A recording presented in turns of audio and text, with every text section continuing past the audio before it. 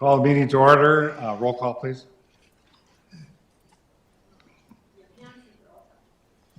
Speaker Here. on Lisa. Bigwood. You got the online thing on yet? Bigwood here. Okay. Fensky. Lepochanski here. Fensky, okay, sorry. Close enough. Bonsack. Here. Broussard. Here. Carlsrud. Here. Erdman. Here. Johnson. Here. Tony. Here. Nielsen. Here. Schmaltz. Here. Schmidt. Here. Dardis. You have a quorum. We have a quorum. Good, we can go ahead.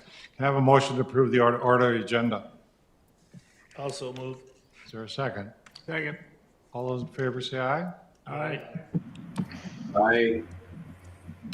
There's a motion to approve the minutes of the June 27, 2024 meeting. Tab A, do I have a motion? So move, Schmidt. Is there a second? I'll second it. Moved and seconded, Mark. All those in favor say aye. Aye. Motion carries. Aye. We have Lawa TAC Operations Planning Committee. Dan Portlock to report. Yeah, thank you, Mr. Chairman. So we had a operational planning subcommittee meeting at the beginning of June, about a month ago, and I just wanted to highlight a few things that we went over during that meeting. One of the first things that we discussed were a few changes to the Phase 3 operational task order. With the water control manual updates going on right now, there's going to be more focus and more time spent coordinating with Army Corps and North Dakota DWR on the Bald Hill Dam and Lake Ashtabula water control manual update. There's going to be more focus on pipeline and reservoir operations, and also the operational planning framework with some of the stuff Steve's doing with the user outreach side. We also received an update on the Lake Ashtabula bathymetric surveys. And in the original Red River Valley water supply, the estimated sedimentation rate was around 100 acre feet per year in Lake Ashtabula. And some of the recent data that we had received, they were saying that it was going to be around 310 acre feet per year in the reservoir. So it was about 3 times the rate that was assumed. So working with the Army Corps, they relooked at their data and updated some of their models and stuff, and they determined that the new sedimentation rate was actually a lot lower, around 140 acre feet per year, which is really good news because it's pretty close. That's what was projected in the original model. So we went over some of those results. And one of the last things that we discussed was the previous engagements with the water control manual update with Lake Ashtabula. We sent a second round of comments into the Corps in the beginning of June. Some of the comments that we made were increasing the minimum flow to 23 CFS when the project is operational, coordinating with the drought, or getting a drought management plan put into the water control manual, coordinating the time frame of when we call for water. So now they've put in a little table into their water control manual that says if we need water, it'll take this many days at the Corps, this many days with North Dakota DWR. So we kind of have a time frame on how to plan for some of this stuff. One of the last things was just trying to hold that conservation pool as long as possible to anticipate runoff and storage volumes. So in their last presentation, they incorporated a lot of our first round comments into the presentation. So it's really good news. They're working with us and, listening to some of our thoughts. So we sent, first round and second round of comments in now. So one of the last things we discussed was the biota water treatment plant and wanting input from the operational subcommittee into the design of the biota treatment plant. So that's about all I had. If you had any questions. Very good. Any questions? It's good that they're listening to you and incorporating. Yeah, really good. Construction update, Kip Kovar? Okay, we have 3 active contracts going on right now. Contract 5B, Garney Construction is doing that. They currently have 2 crews working out there, or 2 pipe laying crews out there. They have roughly 2 miles remaining, and so they anticipate putting the 2 miles in before fall. And moving over to contract 5C, that's one of the contracts that just started. That is Oscar Renda. They have approximately 0.7 miles in the ground. They also have 2 crews working out there, 2 pipe laying crews. And contract 5D is the last active project. That contractor is Karstensen. They have 0.35 miles in the ground. They only have 1 contractor or 1 pipe laying crew working right now. We've heard next year they're going to bring in 2. You can hear the rain hitting the roof right now. That's kind of been our summer so far. I think we're over 18, 19 inches of rain so far, and so that has slowed progress down. We're hoping that August is a different month and we'll be able to get more pipe in the ground. We are also tunneling underneath Pipe Stem Creek right now. That is about a 200-foot tunnel. So that is actively going on. That once they start that machine, that's going to be a 24-hour, 7 days a week type of deal. Moving over to some of the design aspects of the project, looking at the facilities, so the 2 pump stations and the water treatment plant. We have a preliminary design report ready. We'll be taking that to the TAC for review. We also have a hydraulic and process technical memorandum done. Same thing, those are for the pump stations and the water treatment plant. We'll take that to the TAC for review. And then we're just notified that the bathymetric survey in the McCluskey Canal is completed.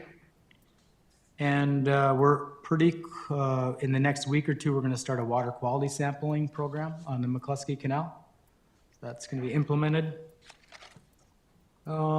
Construction or design, any questions where we're at? What I'm hoping that we can do in September maybe, or whenever it's convenient for you guys, have Lake Agassiz come out to Carrington and do a tour and take a look at some of the pipeline contracts and some of the tunneling contracts going on. I don't know if that's something that we could maybe coordinate with the Lake Agassiz meeting, leave it up to you guys, but the offer is there to do a tour.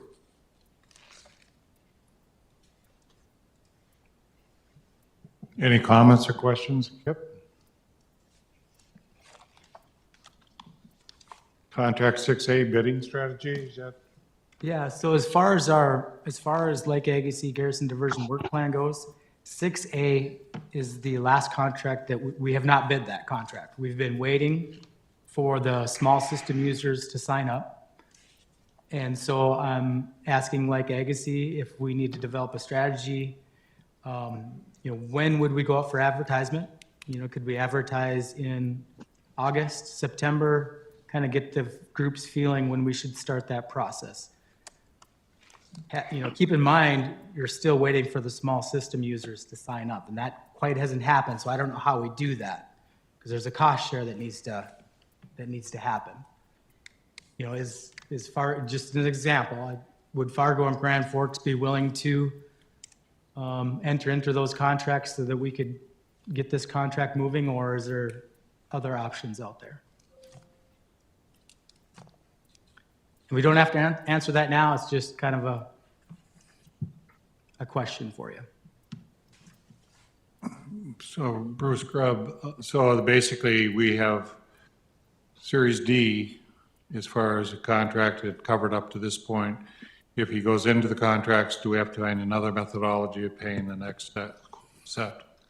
Well, I'm not sure if this next contract is associated with D2 money or the Fargo Grand Forks D1 money, but I think it's D2. D2, correct. And you'll be talking about that a little bit later on the agenda too. Yeah. So yes, need more local cost share.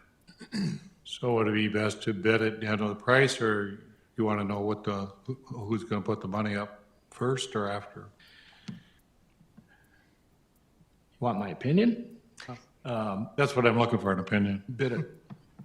We've got a construction schedule and a biennial funding plan, and I think that might help us get some more memorandum of commitment signed. I hope so. And Dwayne, do you agree with that? Yeah, I agree with that because we're gonna go into session. They gave us 180 million, and if we don't bid or have 180 million spoken for, or that's not gonna look good for trying to ask for more, or as much money or more. Krasinski. Well, I mean, maybe Mr. Barron's going to have an update later on the user engagement. Is there a plethora or a bunch of small user groups that are expecting to sign a memorandum in the near future? Probably a better one for Steve to answer in his presentation coming up. Well, unless there's something surprising there, I think we got to get going on bidding and try to time it so we got the best price. So suggested would be that we proceed with the bidding and keep moving it along? Obligate the money. Okay. Get your answer there, Kip? I did, thank you very much. Loud and clear. Contact 6, technical memorandum, tab D. Yeah, so in your board books, we have a technical memorandum in there. Last time we talked, you approved a change order, and that change order, we removed a tunnel underneath a jurisdictional wetland. It was about a 340-foot tunnel. By removing that tunnel, you saved about $2.3 million going to an open cut. So what this memo does, it looks at contract 6 as a whole. And if we use that same strategy, we could save about an additional 25 million. So there's 16 tunnels in contract 6. We could get that down to 3 tunnels, and we could save 25 million. And what we'd be doing there is the original strategy, permitting strategy for waters of the US or jurisdictional waters, was an avoidance strategy. So we came up to a jurisdictional wetland, we piped around, or we tunneled underneath. And that was probably the least risk as far as permitting strategy goes. In contract 5C, we tried the non-notify strategy. They use it all over in the western part of the state. There's requirements of once you get into the wetland, you have to do all your work within 90 days. You have to restore it back to the original grade. There's requirements that you have to do, but people do it all over North Dakota. And so by using that strategy, going from an avoidance strategy to a non-notify permitting strategy, there's a lot of money we could save. And so this is just contract 6. We can carry this out into contract 7, contract 4.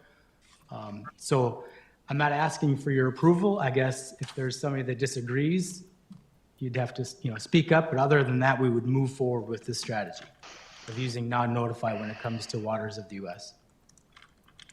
Any questions of Kip? Somebody doesn't want to save 25 million? No? I guess we'll go along with that then. You don't need no vote on that, right? I don't. Tab C or tab E would be the biennium work plan budget, Kip Kovar. Yep, and that's just in there for your review. The only thing that we haven't acted on is contract 6A, and there's roughly $40 to $45 million in their contract allotted for that. So that's what the advertisement would be gearing towards, that, roughly probably 6 miles of pipe. And we're nearing the end, so.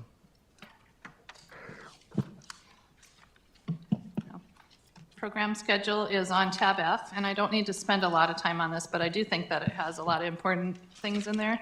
When we first started doing this, it was about our early out contracts, the mile near of pipeline construction, the discharge, and the intake. Those are all completed, and I'm just gonna hit the main things. Kip kind of covered them, but for 5B, the construction is basically at 59% complete. 5C, which is Oscarenda, at about 8% complete. 5D, Karstensen, I know it says 0%, but Kip had talked about they did get some pipe in the ground.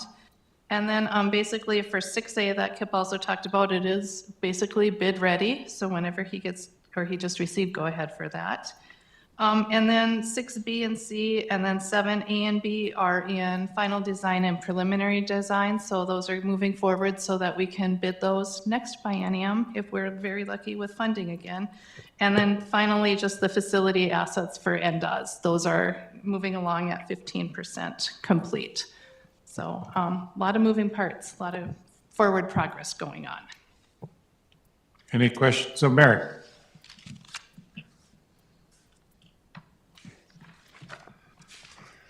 Series D, 2D interim finance agreement. Yeah, so this will kind of follow up with the questions that have been asked. So for Series D, we received, it's 180 million from the state for the grant, the cost share, required a $60 million 25% match from Bank of North Dakota, that's the local match.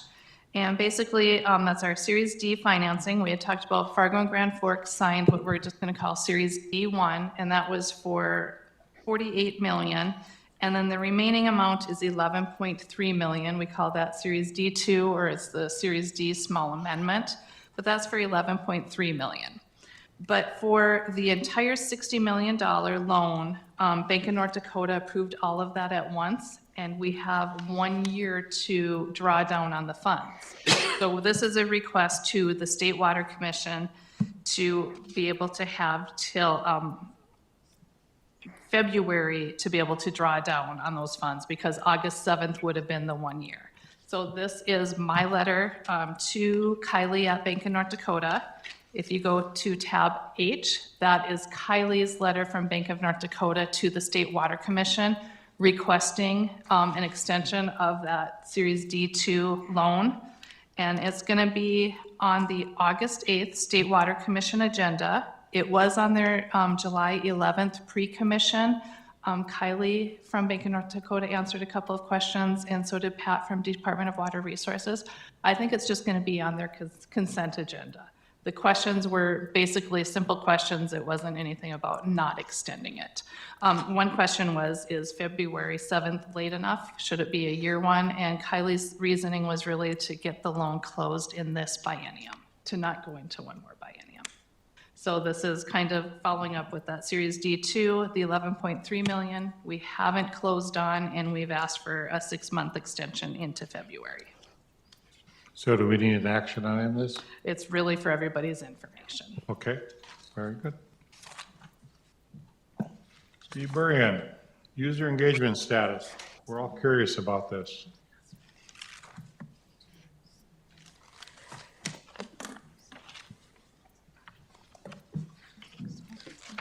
Kim assured me this was easy, so here we go. Mr. Chairman, members of the LABA Board, thank you for the opportunity to present on user engagement. As I presented previously, with the idea that you wanted to have a better sense for who was in and who was out, so that we could do a better job of finalizing the project participation agreement, striving for signatures on that by year end for the legislative session. We have been actively going out and meeting with all of the different prospective users that are out there. We started with a series of regional meetings like I presented last time, and now we've been scurrying around to go to follow-up meetings as requested by the various users. Last time I had a very limited time. I see now I have all the way till 2:30, so I should have plenty of opportunity to speak today. But all joking aside, I have a little bit longer presentation, just try to help with the process and address the mayor's curiosity. The first thing I wanted to hit, and this may sound like we're engineering-like, or it may sound like I'm going back to the fundamentals, but one of the problems that we have with the perception of the project is how the project will most likely be used. And so we're going to have this core pipeline going from the McClusky Canal across to Lake Ashtabula, or the Cheyenne River right above Lake Ashtabula. And along that pipeline, it's probably not going to be very likely that somebody will treat that water in a full surface water treatment plant and then use it for domestic purposes, either for farmsteads or for communities. As we go along the pipeline, most of the users that are there have groundwater that they've been using to date. We worked with each of them and we put like some preposterous growth rates together for each of them through 2075. And all of them had secured a sufficient permit with the Department of Water Resources such that even with that growth, their groundwater would be adequate for domestic purposes. So why would they need the project? I think the top two lines on this particular graphic are more likely. One would be the potential for industrial development. And you can see on that one that we don't show any treatment attached to that. The reason for that, not only will it be Missouri River water, which on a relative basis is higher quality than the Cheyenne or the Red, but we'll also be taking that through grit removal and full chlorination. And so although that doesn't meet the requirements for North Dakota Safe Drinking Water Act compliance, it does provide a really high quality water. In addition, if you look at most of the big industries that have been stood up recently in North Dakota, very few of them have been asking for potable water. Most of them have been willing to use some type of off-spec water, whether that's raw water or wastewater reuse or that type of thing, and then treating that water to meet their standards, oftentimes multiple standards on the same facility. The other thing that's been discussed is the potential for ag depots. That would be a situation where potentially the rural water districts along the pipeline didn't have adequate capacity during spray season, and we would look at the potential of standing up an ag depot there with a really high capacity fill volume. We talked to some farmers and they felt if we could keep those on like basically a 5-mile distance, that would be ideal for their farming operations. And they would pull up and they'd be able to rapidly fill their trucks. Right now, what most of them are doing is they're turning on their hose in the middle of the night and they're running that hose all night to fill a series of tanks throughout their yard. And they try to transfer the water from one tank to their sprayer to get the job done. And then it just crushes the rural water districts. Oftentimes, people will come home after a long day and go to shower and all the water is going into those tanks instead of into their showers. And so trying to mitigate that. If that were done, we would most likely do that in cooperation with the rural water district. We've always had the idea that we would not sell retail on this project unless absolutely forced. There's been some discussion that if the rural water districts aren't interested, that maybe a township could potentially nominate for the water and serve that ag depot as well. But that would be one opportunity. The other opportunity is we do have some aquifers out there that are being challenged, meaning that the amount of withdrawal that they have is exceeding the amount of recharge that they have. And that's never the intent of the Department of Water Resources, but like any entity, they've made some decisions on who they could grant water to. And in some of those cases, the decisions didn't match their model completely perfectly. And as a result, they're seeing a decline in those aquifers. And the Department of Water Resources recently did a really comprehensive study on the potential of managed aquifer recharge in North Dakota. And they found a lot of aquifers where either you'd have sandy soil above the aquifers and you could put a pond in like shown in the left graphic here. Or if you have a confined aquifer where there's a clay layer on top, then you'd have to go to an injection well to get that water down into the aquifer. I put a question mark on treatment there. With direct pipeline usage, that Missouri River water is going to be relatively high quality. There's probably a strong probability that we could do that directly. You'll see in a later graphic, there's times where we use a surface water grab for that, and I think it's more likely on a surface water grab that we are going to have to do advanced treatment. Now, this graphic may look to many to be exactly the same as the last one. The only difference I've infused here now is we've dumped the water into the Cheyenne River. It flows into Lake Ashtabula. We work with the Department of Water Resources and the Corps on opening Bald Hill Dam, and we have water flowing down the Cheyenne River in the red. When you do that, there's a handful of people that can access the water directly. Valley City can access the water directly. The city of Fargo can access the water directly. The city of Grand Forks and the city of Grafton.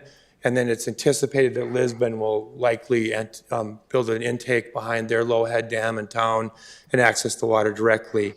In this case, unlike the last one, the majority of this water will go through a surface water treatment plant, and then it will go to communities and farmsteads, but it's most likely going to be only during a severe drought.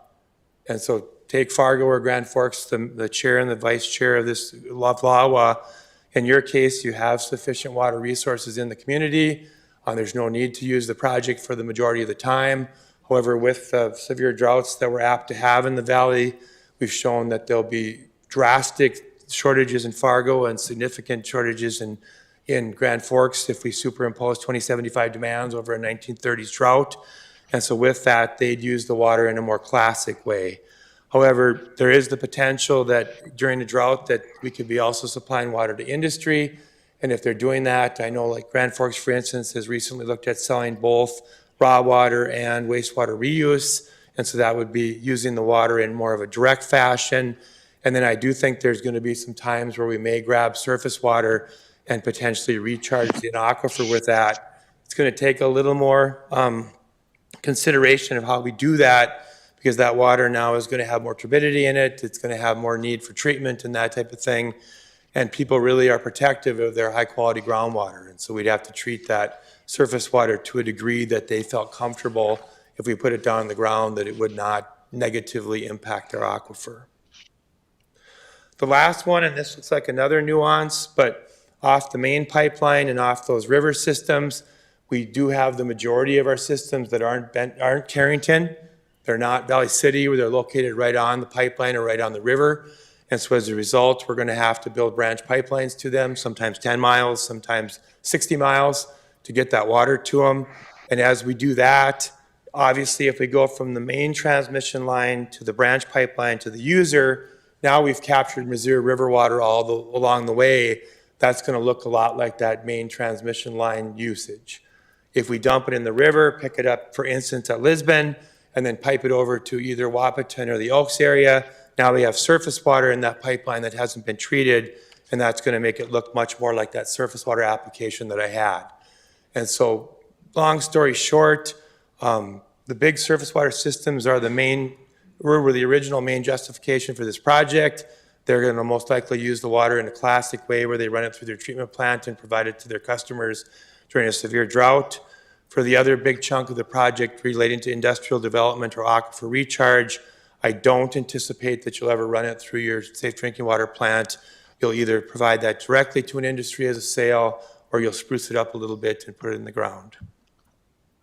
Given that, then I'll give you a sense for all the different doors we've knocked on. This is the latest graphic, and Bill Bonchek came up to me before the meeting and wanted to remind me that Mayville did agree to be a part of the project. He said they sent a check and asked if we could wait 30 days to cash that, so that would be the only nuance on things, and I think he was joking. But with that, we do have 4 approved systems where they've agreed to sign the Series D1 or D2 financing. Grand Forks, Fargo, and both of their partners, and then the city of Hillsborough and the city of Mayville have all agreed to participate. You asked us previously to go through and look at who we thought were most likely positive of the remaining. Those are in green. There's probably varying layers of positivity there. The southeast corner, and I'll talk about this in a minute, is really aggressively pursuing the project. The northeast corner seems to be struggling a little bit more on how to wrap their arms around nominating for the project. I'll also talk about that. You also asked then for us to try to speculate who was more either on the fence or not interested in the project. That's all the ones shown in gray. Probably the most notable there would be the city of Jamestown, where they nominated for 11 of that 15 CFS. We met with Jamestown now 4 times, and we'll be meeting with their city council next Monday. I think it would be my goal to get them not to vote next Monday if I can, with everybody else's support. Probably we will try that, because I think they're going to vote no if pressed next Monday. I think if we have a little more chance to work with them, we're continuing to try to find strategies to meet their needs, and hopefully we can turn them either partially or completely. And then we have had 4 declinations going from west to east. South Central Water out of north of Bismarck already has 2 ways to get water off the Missouri River. We thought they might be interested in having a way to serve their northern system, and they've elected to decline. Central Plains has a relatively large length of the core pipeline. They had quit communicating with us previously, and they did send off a formal notice. They were the ones that we thought would be a really good candidate for ag depots. We did hear from Macville, a very small community southeast of Devil's Lake. Probably not critical to the project, probably one of those that we were somewhat surprised that they signed a development agreement in 2016, but they did decline their relatively small nomination. And then Stutzman Rural Water has had reservations about the project for several years now, and we did receive notice from Stutzman and therefore CFS that they don't plan to participate. Any questions? I have a few other graphics, but on the overall summary as it sits today. Any questions, team? Okay, I showed Bruce this. Grubb. Oh, go ahead, Bruce. We may have talked about this before, but I keep coming back to that domestic versus industrial water. Would you say the 7.2 declinations are all what's called industrial water in the project? Yes. Okay. We have about 60% of the 159.23 that was nominated for as part of the development agreement was nominated as about 60% was domestic and about 40% was industrial.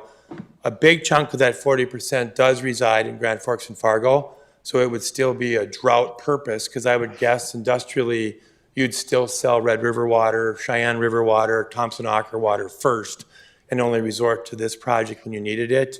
But you do make up a pretty significant chunk of that 40%. Thank you. Other questions? I have a comment, Mr. Chairman. Yes, go ahead. Do you want to talk about Carrington? I have a slide later on the declination where they just went down. Right, but they signed up. Or they Did gave they? Tom approval to sign the Right. contract. So I think we do have, yeah, that's fair.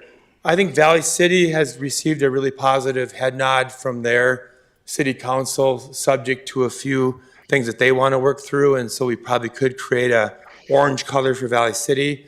And then Carrington also agreed to sign up. However, they had a 2.5 CFS nomination during the, the development agreement, and Tom's only received approval up to 0.5 CFS. So we only have 20% of what they originally anticipated.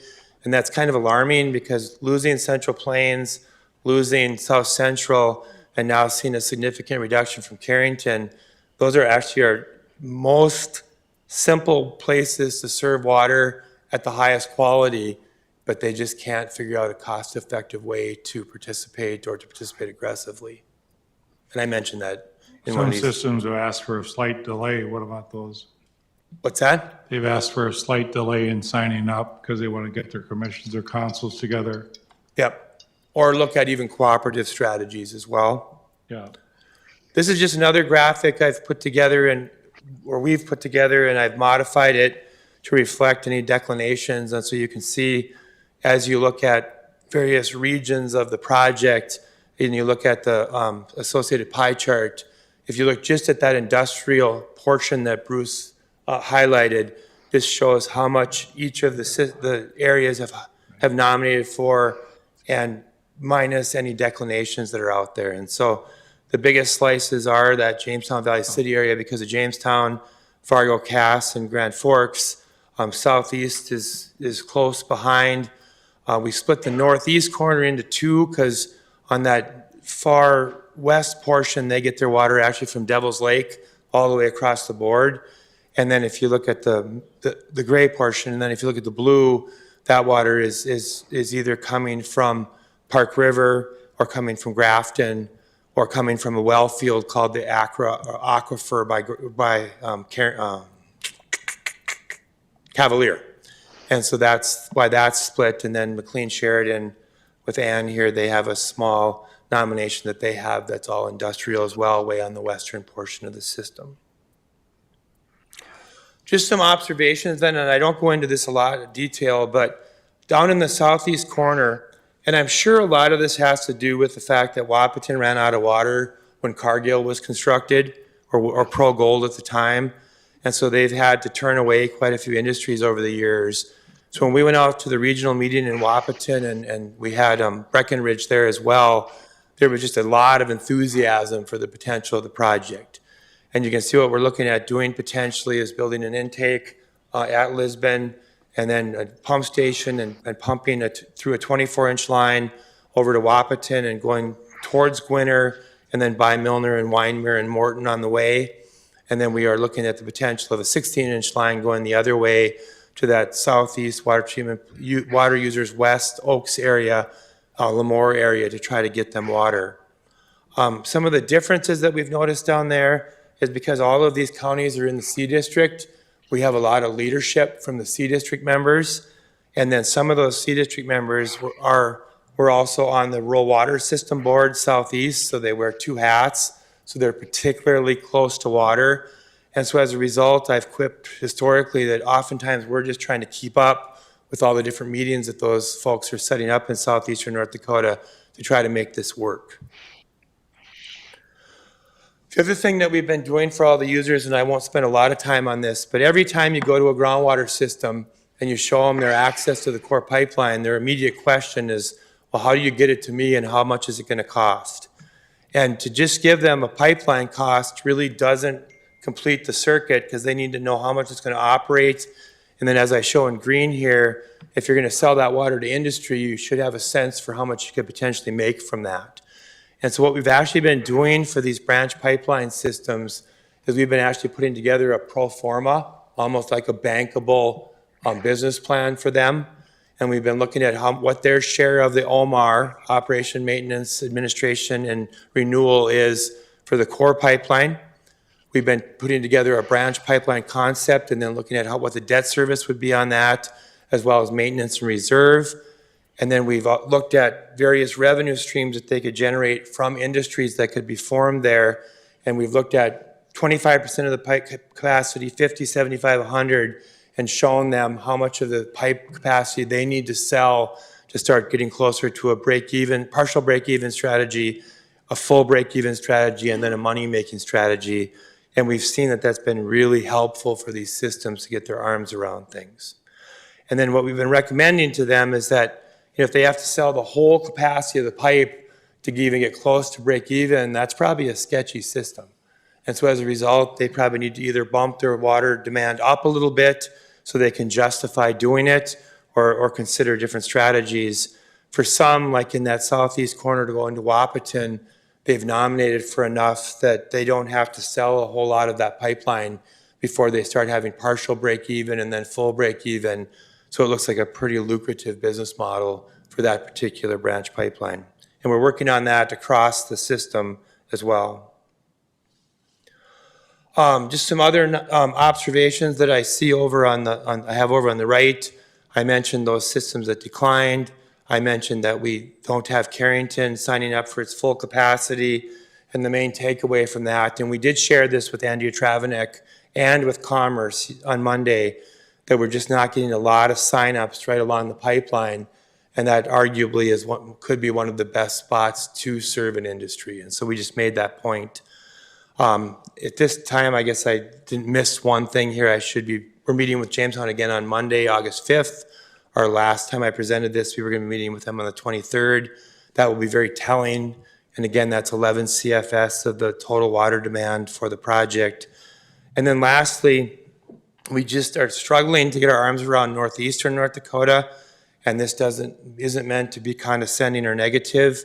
I know Kip and Paul have been having regular technical meetings with the staff.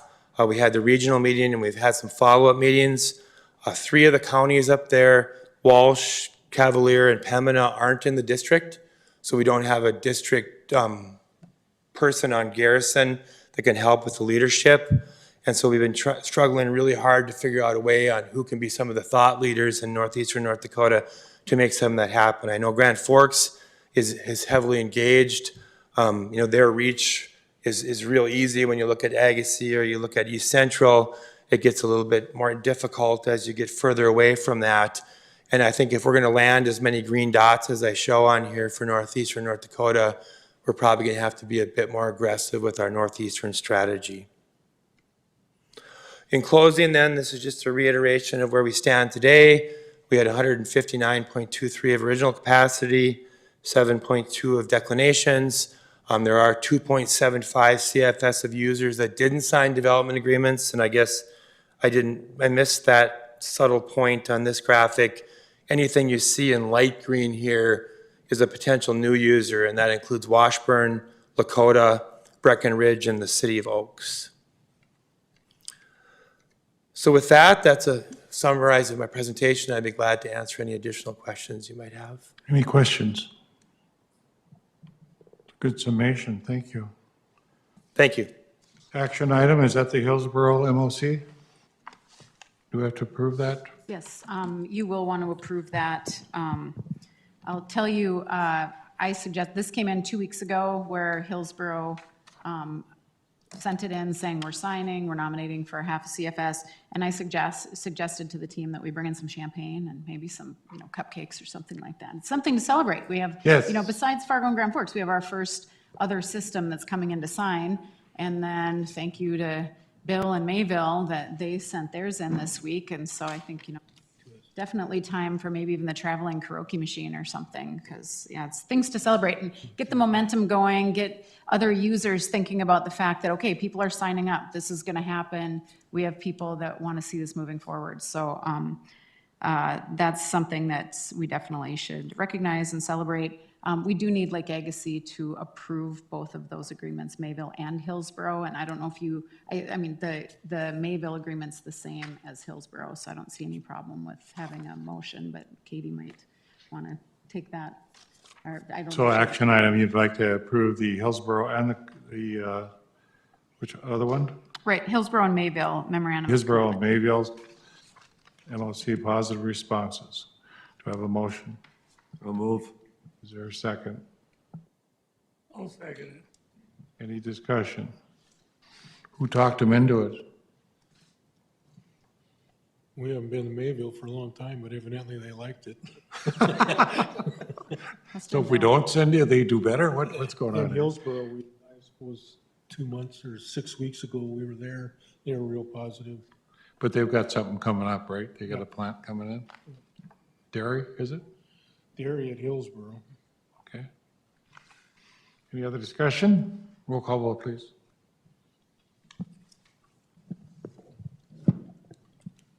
Hanson. Yes. Bigwood.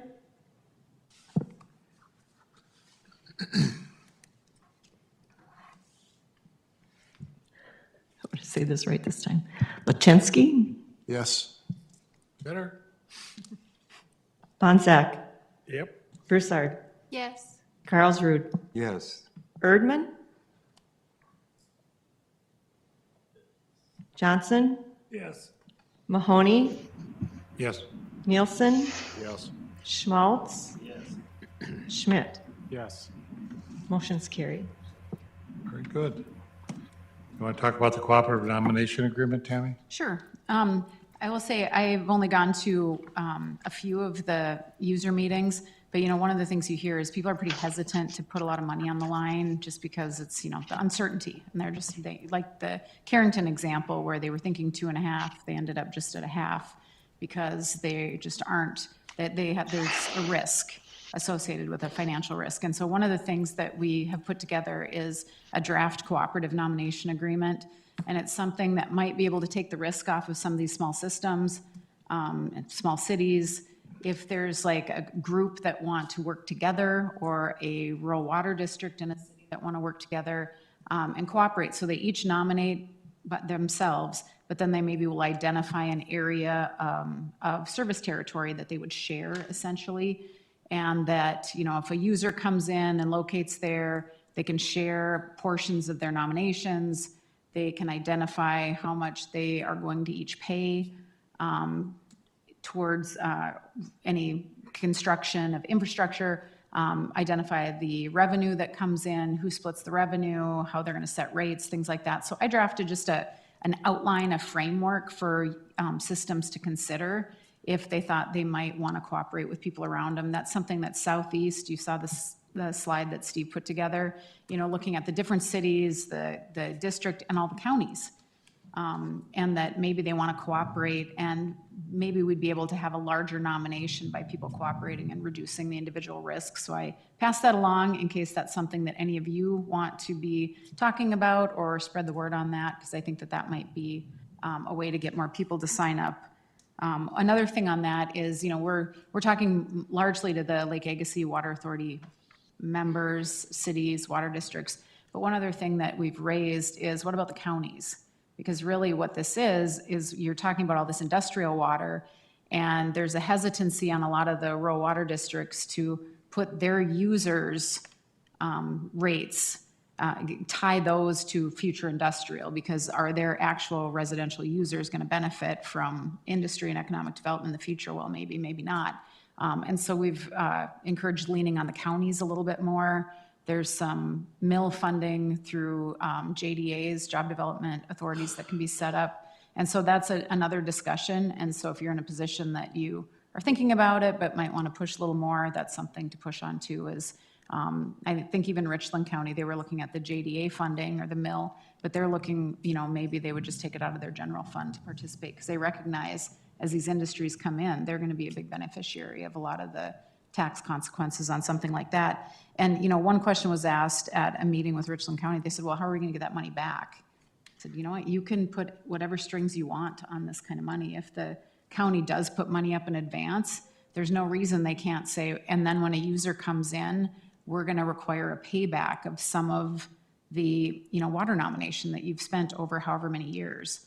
And the financing for this that has been able to be worked out for the most part is 40 years, 2%. It's pretty low interest financing. It's long-term financing, very great terms that have been negotiated. So there's lots of opportunities for any of you or anyone else to work with the team to have something that'll work out for your system. Steve's coming up, so I must have said something wrong. Any questions of Tammy? Can I just add one thing, Mr. Chairman? So when she mentioned the county payback, and Tammy's absolutely right that they could put strings on attached and try to get payback in terms of water revenues. I know some of the board members of Garrison and some of the rural water managers have tried to encourage them to look at the potential for sales tax and property tax to be their payback. So if you're going to see that major development in their region, maybe instead of trying to get a huge chunk of the industrial revenues right away when that's needed to pay back the core pipeline and the branch pipeline, see if they couldn't look at it more magnanimously, where they understand that there's going to be a jump in property tax and a jump in sales tax in their region, and not look to water sales revenue right away. That was the only clarification I'd add. Thank you. Any other comments or questions? Mary, you're back on budget analysis statement, tab K. Yep. If you would please turn to tab K. It's Lake Agassiz budget analysis statement for the year ending June 30th. So the income budget for '24 is $80,000. Lake Agassiz has received $33,300, are having a remaining balance of $46,000. For expenses, the expense budget is $205,000 for the year. Actual expenditures of $28,408. Remaining balance of expense budget of $177,000. Starting the year in the bank, there was $380,000. With that income received at $33,000, total funds available were $414,000. Total expenses were $28,408, and you'll see 3 checks highlighted there. One was voided, but the other two, 1248 and 1250, are the 2 checks that have been paid since your last meeting. So as of June 30th, the bank balance for Lake Agassiz was $385,743.06.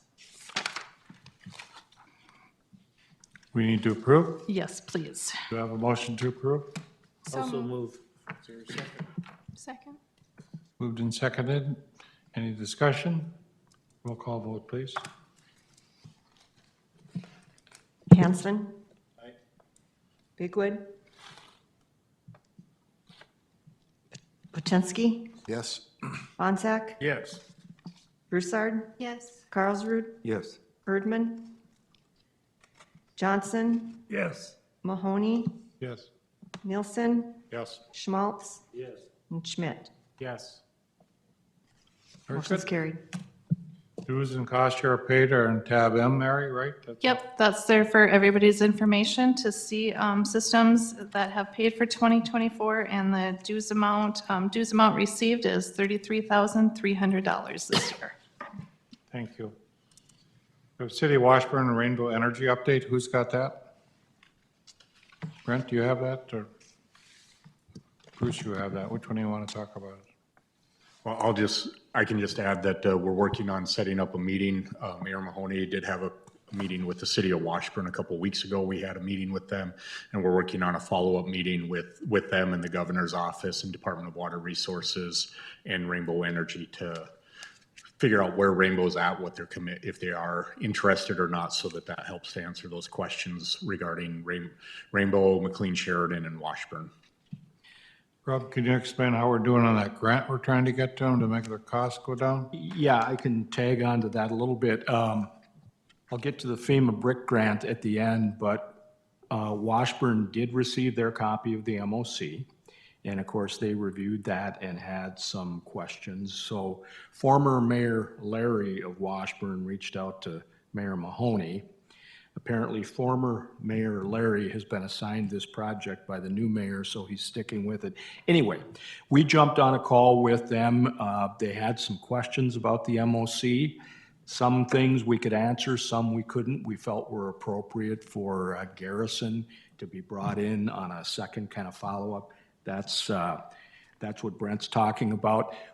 We were going to do it over the last 2 weeks so we could get in front of this meeting, but it didn't work out for Washburn. Next week, Mayor Mahoney's going on vacation. Good for him. So it'll be the second week in August that we'll get to that. And Garrison reps will be invited to participate in that. So the last thing was the FEMA brick grant. We found out on July 2nd that the Washburn application has made the first round of cuts, which is normally a good sign. So over the next few months, should find out if they get funded or not. So it's no news is good news at this point. Still a pulse, so that's good. Second element of that, I think, Brent, if you'd comment on where the money might come from, because part of the question was with KIP is whether we're going to pull it out of Red River Valley funding or where we're going to find it. The project's $9 million, and it's trying to figure out the brick grant and everything yet, but what would they, amount of money that we'd need from state or to fill in that, and maybe explain to LAWA members. And then the other question that I think you need to explain is Rainbow Energy. If they hook in, that's not $9 million, that's 100 and something, right? Yeah, and I would look to Kip or Steve. They've been working on that, but I think it's north of 100 million if Rainbow hooks in, and that will be some of those conversations that will have to be had if they're interested. What's that cost share agreement look like in regards to with Rainbow and how that would play out? So that's what we're trying to get those answers regarding Rainbow Energy's interest. If we just do Washburn, though, what would be the cost? Where would the cost be found? So if with just the pipeline to serve Washburn, we would look at that in the conversations have been that Washburn already has they were given an award by the State Water Commission for their intake, and that came out of the municipal bucket of State Water Commission. And so we would look that the state would still use that, so it wouldn't be that pipeline from the intake to Washburn would not come out of the Red River bucket of money. That would actually still be part of the municipal, and that's where Washburn would get their cost share dollars. So 25 million over there and save a little money over there.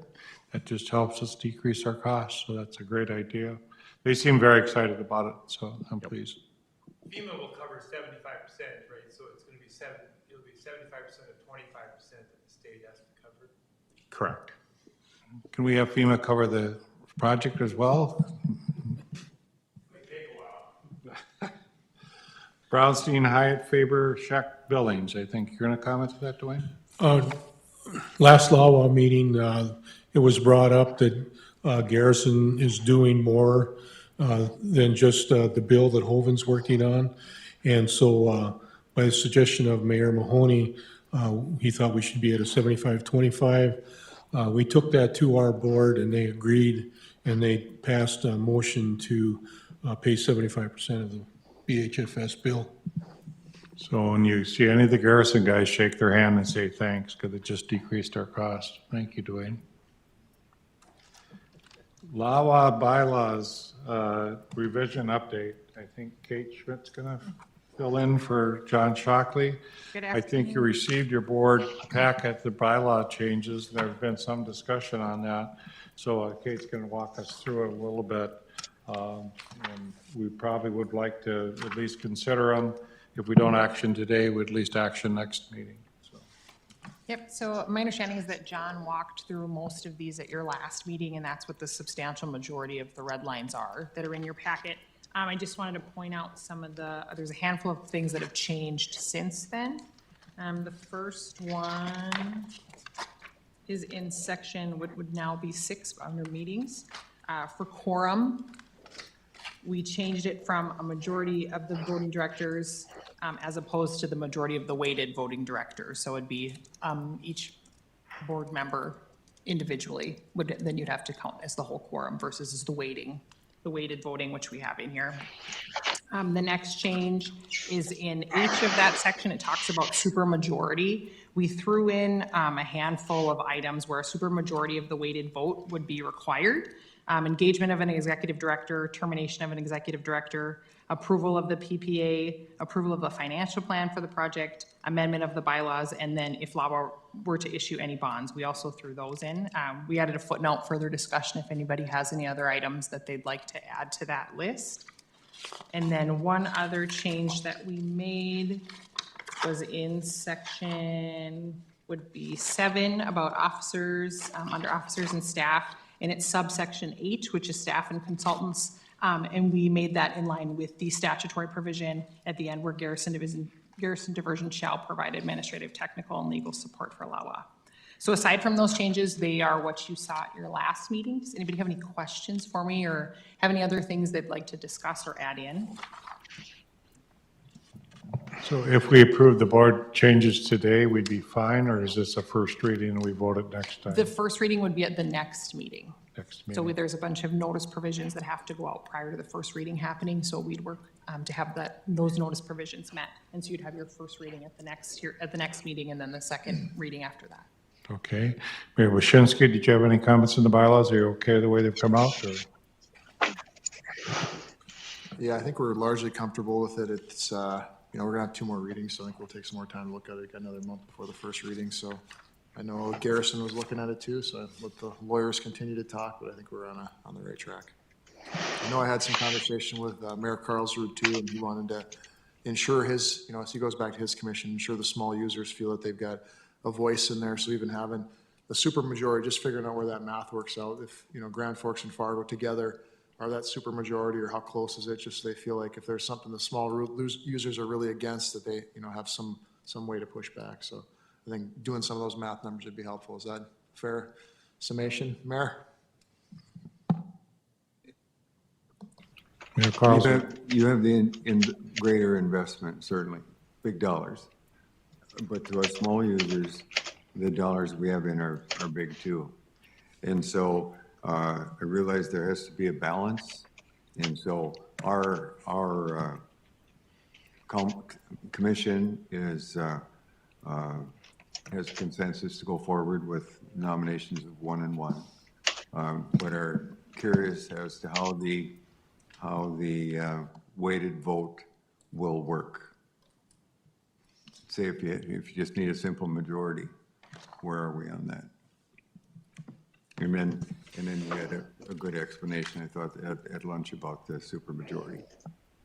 Yeah, I think that's where, if there's anything that you feel or that you look at that you think needed to be added to that supermajority, or where that percentage needs to be for a supermajority, that's certainly worth conversation. So over the next month, talk with some of the other users. We'll do the same thing and just see where everybody's comfortable with. And we were the ones that originally knocked Fargo down a little bit because they were going to have, enough to have a majority. And nobody wants that because, it's Fargo after all. We got to keep an eye on them. So. Katie, you want to comment on supermajority? Will be small users part of that? So we couldn't get something unless we get small users as well as Grand Forks and Fargo. Yes, yep, to get the 2/3. The 2/3 is the percentage right now that we have for the supermajority items. And I do believe that we're all trying to reach the same goal. So we got to remember that we are on the same team, and we just have to develop a format that will work for everybody. So. And Tammy, did you have any concerns? Are you talking to John Shockley and Katie and trying to figure this out? Yep. Actually, after the last meeting, I looked at the version that was handed out, and I gave John some comments and Katie, and they've been largely incorporated into this. But recognizing that this is your bylaws, this isn't anything that Garrison has to do with, but I was just making some friendly suggestions and have been through some situations with weighted voting before. And so, and I guess I would suggest on that, that maybe you don't use a percentage, because you never know how much Grand Forks and Fargo are ultimately going to end up nominating. It might be better to say there has to be at least, a supermajority has to be 2/3 and also 3 entities. So then if it's Fargo and Grand Forks, at least somebody else is voting with Fargo and Grand Forks, so that you know it's not just going to be Fargo and Grand Forks that are going to do that.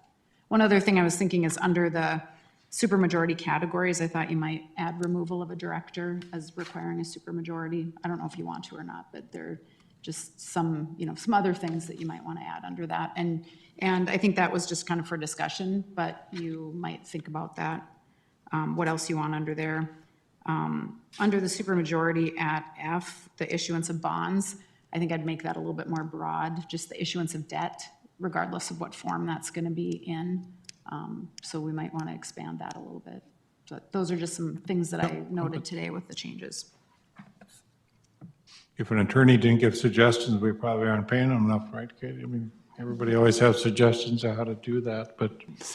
So just as a reminder, the board, the bylaws are our bylaws, so look them over. If you have any suggestions, make sure John Shockley's office knows.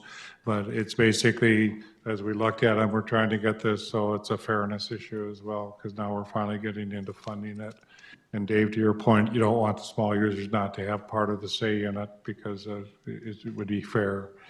Mayor Bashinsky and I will always be fair, but you don't know who will come after us, so got to protect yourself. Can I just say one? And just so, everyone's aware as you're reading that, I think the biggest thing was on the, Fargo's going to be 58, you round up to 60% of the weighting, and that, if they had that, they'd have the, simple majority on everything.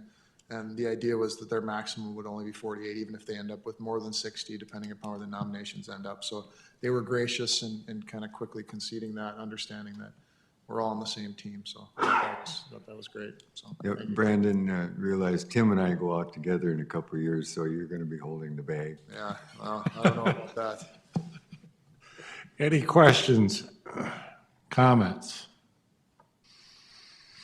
Brent Bogart has come on board to help us out. I don't know if you've seen some of his communications, but he's trying to meet all of you as board members and Garrison board members.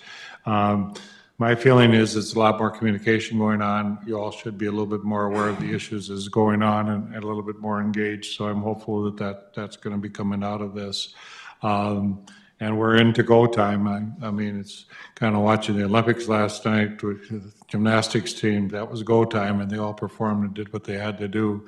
But as we get ready for legislative things coming on this fall, and it's going to be a big year for all of us, I think we have to have our game plan on and see what we can do. And part of it we'll have to wrestle down is how much money we're going to ask for and where we're going to go with that. So those will be some of the dialogues of what's going on this next couple of weeks.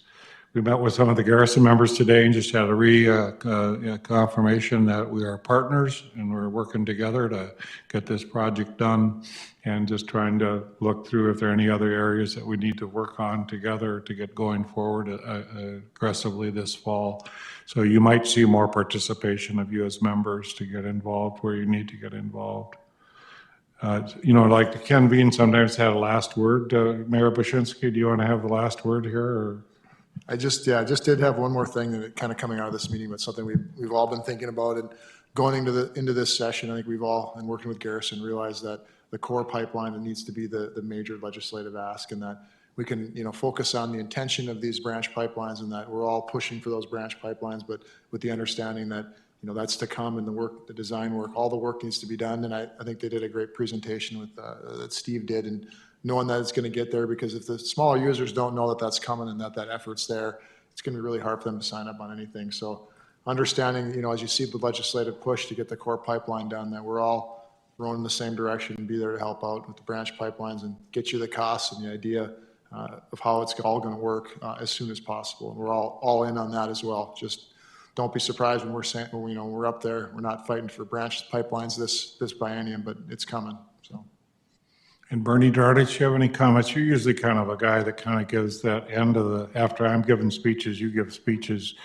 You had something about working together in this legislative session you thought that was important? I'm fine, thank you. My goodness, he's speechless. I've never done that in my life. Budget season. We have no new business, right? No other? I did forget to mention one thing. Can I talk about it? Yes, you may. Kip texted me in all fairness. I had it up here and I just apologize. So when we met with Commerce the other day, we met with Rich Garman, who's the one that's taking all the economic development opportunities for industry. And Kip just was hoping that I could share kind of his, off the top of his head comments. He said that the biggest need he sees industrially in North Dakota is going to be data centers as kind of the number one priority, and I'll elaborate on that in a minute. The next one is SAF, and that's sustainable aviation fuel, and that really means ethanol plants on steroids. And I guess every major airline is fighting to get this SAF if they can. Where there's corn, there's going to be a big opportunity for that. One of the downsides for us out here is SAF is even more attractive if they can sequester the CO2. And they found that the geology for that extends 40 miles east of the Missouri River. It basically lines up with the lower parts of the Bakken. And so anything east of 40 miles east of the river, we'd have to have like the Summit Pipeline or something to grab that carbon, or it wouldn't be quite as attractive. The next thing he mentioned was ag processing. We've talked a little bit about that already in Trail County with dairy. It sounds like the dairy that's working on that Trail County project and possibly a Richland County project as well recognizes that the work they've done in South Dakota has been a little bit difficult, and it's atrocious in Minnesota, as they've put it. And so it looks like North Dakota is going to be where most of their focus is going to be. As they bring dairy in, then there's also been talk of a cheese and a powdered milk facility as well. In the near term, I think they're going to truck that over to Minnesota, but we have the potential for that. And then high-density beef, high-density fowl, and high-density hogs were also mentioned. More to western North Dakota, but they're looking at mining ore, both nickel and other metals, iron ore in Minnesota, and then actually bringing it all the way to North Dakota to process it, because our state is so much more business friendly. So they can actually truck the core over here and make money on it. Rare earth metals were brought up. Crypto mining, although there's a little reluctance because they think the crypto market's just going to continue to be very difficult to follow. And then in summary, he mentioned that North Dakota is reactive as hell, is the way he quoted it. And he said he'd like to get to the point where he could be proactive. And one of the examples would be sitting down with Elon Musk and showing him why we should have a battery factory here, given all the different amenities that we have to stand that up. If I conclude on the data center, then we have 3,700 megawatts of sustainable baseload power in North Dakota, which would be 3.7 gigawatts. The last data center that approached North Dakota about building wants 5 gigawatts of energy all by itself, and one that's in the wings wants 10 gigawatts. And so one of the things that North Dakota is looking at doing is taking all of our excess natural gas and building some major power plants to provide this data. Some have argued, is this the right thing for North Dakota to spend its water, power, and energy and natural gas on? And Commerce really thinks it is. There used to be a day where we always wanted jobs. Data centers are actually not super job intensive. And so that maybe sounds contradictory of what we wanted in the past, but if we can't find workforce, he felt that was a huge justification for it. And his biggest reason for looking at it is he said, you get a 5 gigawatt data center located in a county somewhere, and you take the property taxes on that, and they're good as gold for the rest of their lives from a property tax standpoint. So I thought it was a really interesting discussion. He mentioned the three big things we need are electricity, power, natural gas, and water. He said natural gas can actually supply the electricity, and so water is the big variable. And so where there's going to be water, there's going to be success. So we thought that was pretty compelling as we sat down with them. And we did brief Andrea Travanik then later in the afternoon on our meeting with Commerce, just so she'd be in the loop as well. So thank you for indulging me. Would a filled-in lagoon be good for a data center? I know Bernie's got in West Fargo this lagoon. Could he put a data center there? All joking aside, I would still say no. And the reason I say that is that the big data centers actually want to be a little bit remote. And so when you look at a big highway or a big rail, that can be a good thing for any other industry. For them, it's just a way to bring a bunch of C4 in if you want to blow it up. And so as a result, and I probably added some color there, but what they want to avoid those big transportation corridors and get out in the prairie a little bit, because the more remote they are, the less apt they are to get attacked. Thank you for that update. Wow. Well, then, any other thing? Alan, you want to say anything? Garrison sends its greetings, or things are wet out west, or? I think I'm good too. Thank you. Thank you for your patience. I will be on time next meeting. Appreciate it. We stand adjourned. Thank you.